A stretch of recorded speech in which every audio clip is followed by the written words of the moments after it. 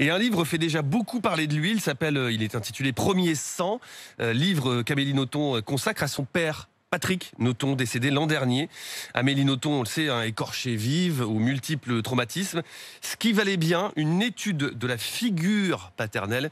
Frédéric, qui était Patrick Nothomb? Un diplomate belge de renommée mondiale, missionné pendant 42 ans dans les ambassades les plus stratégiques. Il sera le premier ambassadeur belge en République populaire de Chine en 1972. Écrivain aussi, alors comme ses deux filles, son grand-père, son oncle, on n'échappe pas à la politique ou à la littérature chez les Nothomb. Votre papa Amélie était un homme porté sur le monde, les gens, les lettres, l'art, l'écriture, chanteur dans les théâtres du No, une institution culturelle au Japon. Rien n'est commun chez Patrick jusqu'à sa mort, survenue à l'âge de 83 ans, le premier jour du confinement, le 17 mars 2020. Le confinement, ce n'était pas fait pour toi, lui écrit Amélie.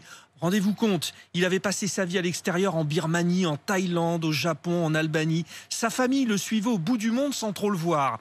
Pour sa mort, ils étaient là aussi, sans pouvoir le voir, éloignés par les obligations sanitaires comme tant de familles des années Covid.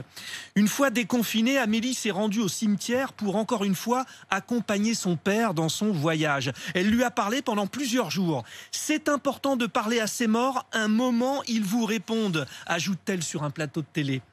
Dans ce livre, Premier sang, Amélie raconte la vie de son père à la première personne. Ses instants passés dans le château de la tribu familiale, au cœur d'une prise d'otage de plusieurs jours où Patrick a dû négocier, parler, sans doute écrire. Dans la famille de Patrick Nothomb, c'est inévitable. Il y a toujours un moment où il faut prendre le temps d'écrire.